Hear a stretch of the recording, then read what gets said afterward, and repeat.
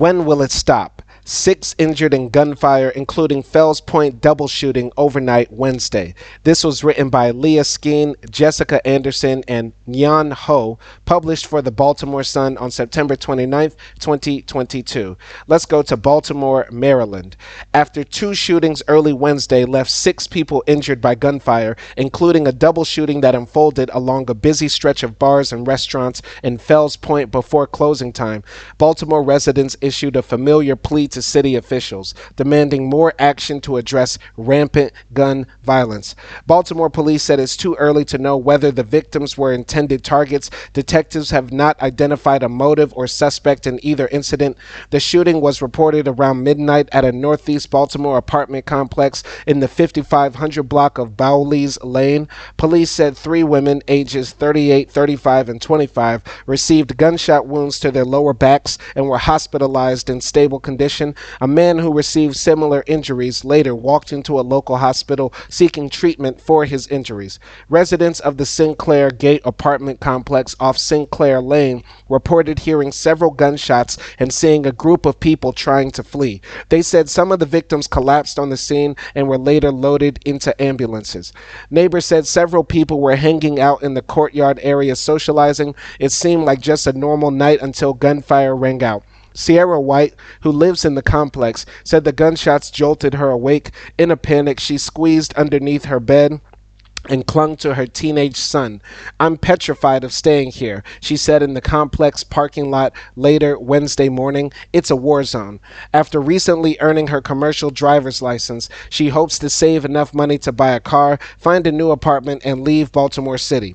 She spent several years living in the same apartment complex as a child, and White said she vividly remembers hearing her mother scream after a taxi driver was gunned down outside their building.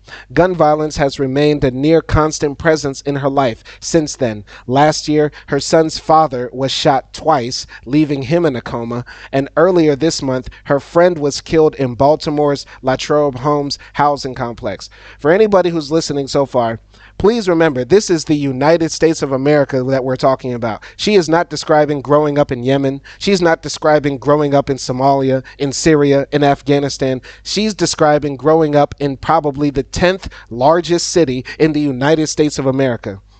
Her baby's father was gunned down, taxi drivers killed in front of her when she was a kid, gunfire going off in the middle of the night in her apartment complex. This is the United States of America. I just want everybody to just be clear. Just to be clear what we're talking about here.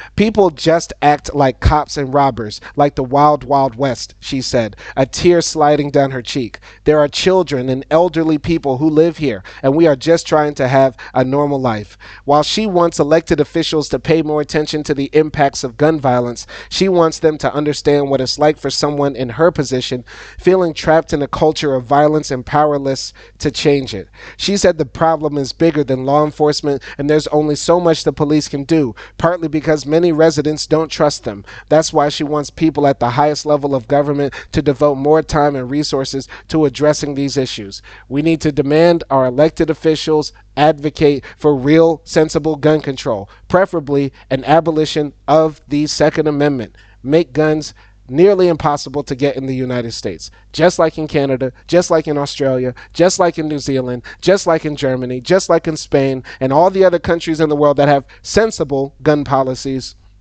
Some of them even less developed nations, like the one I'm in right now in Mauritius. I don't hear about mass shootings happening here so often, and I've never felt safer, honestly. But how come the United States cannot have sensible gun control policies? Why? Because we love and worship the gun. We are not a Christian nation. We're a gun-worshiping nation that secretly wants to fillet the phallus of the weapon that we worship and hold so highly. It's sick. It's sick. She suggested more after-school programs for youth that would give them positive outlets and connect them with mentors. Maybe they could help young men envision a different future. No, that will not solve the gun problem. We are prisoners in our own neighborhood, she said. We are scared. When will it stop? About an hour after the quadruple shooting outside her apartment, 2 people were shot around 1 a.m. in Fells Point, Baltimore's historic waterfront neighborhood and popular nightlife destination. For anybody who's watching this video and they're from Baltimore, I've never been to Baltimore, and honestly don't care to go ever, honestly. But I will say this, it doesn't matter if they're in the worst part of Baltimore or the best part of Baltimore. Where you live should not determine if you live, and nobody in America should have to suffer from gun violence. There will always be bad parts of any city, state, country, region, whatever. There will always be poverty. The poor will always be among us. But should poor people have to suffer from gun violence disproportionately compared to other people in society? No. Should anybody have to fear about their children walking outside and getting shot up in playgrounds like what happened in New York on Tuesday or Wednesday, whatever day it was that I covered that shooting? No. Should our children have to worry about going to school and getting shot like what happened in California or in Texas or in Colorado or in all the other places where there have been school shootings? No. But still, in America, we still have this constant gun problem. When will it change? When will it change? I'll continue. Baltimore police found the victims in the 700 block of South Broadway, a man with a gunshot wound to the head who remains in critical condition, and a woman shot in the arm. A bullet hole was visible Wednesday afternoon in the door of a vape shop, and traces of blood still stain the sidewalk. Literally walking on blood. Literally walking on blood in the United States of America. There was another shooting I covered in North Carolina, I believe, where there was a shooting in the popular club district. There was blood on the streets, and people were literally walking on the blood that was on the sidewalk. That happened in 2022 in the most powerful, richest nation in the world. I just want to keep this in perspective for everybody. And it's happening again in this story here in Baltimore. Blood on the sidewalk outside of a vape shop. What? Only in America. Police said detectives were working to obtain surveillance footage from nearby businesses and identify a suspect. The shooting occurred along a busy strip of bars and restaurants about 2 blocks from the water. Fells Point Fun Festival, a longtime annual neighborhood celebration, is scheduled for this weekend. Residents, visitors, and employees said they were unsettled by news of the recent violence. Most of the nearby bars stay open until 2 a.m. By early Wednesday afternoon, locals and tourists strolled along the sidewalks. People were eating lunch at outdoor tables, enjoying the sunny fall weather and harbor views. Some were surprised to learn about the recent shooting. Others said they'll think twice before going outside during late night hours. The area has experienced instances of violence in the past, sometimes prompting outcry from businesses. In summer 2021, more than 30 business and restaurant owners threatened to withhold tax payments if city leaders didn't address crime, trash, and other issues. In April, a man was killed in the 1700 block of Thames Street, just blocks from the Wednesday shooting, also around 1 a.m. Weeks earlier, a patron accidentally shot himself in the leg at Chop Tank, a high-end fish and crab house located inside the South Shed of Broadway Market. Stories like that just make me realize how stupid Americans are. And if I only had one argument for getting rid of the guns, it's that we're the stupidest nation in the world. So therefore, we have too many stupid people who are shooting themselves in the leg at a high-end crab restaurant. You can't make this up. You can't make this up. You cannot make this up. My only argument from now on will be Americans are too stupid to have guns. We need to abolish the Second Amendment for that. I'll continue. I think there's just an overall exhaustion. Residents and business owners are just tired, unfortunately, said Claudia Towles, a longtime Fells Point resident, realtor, and former business owner. But now is the time to kick and scream because the social and economic impacts of these violent acts are real and immediate.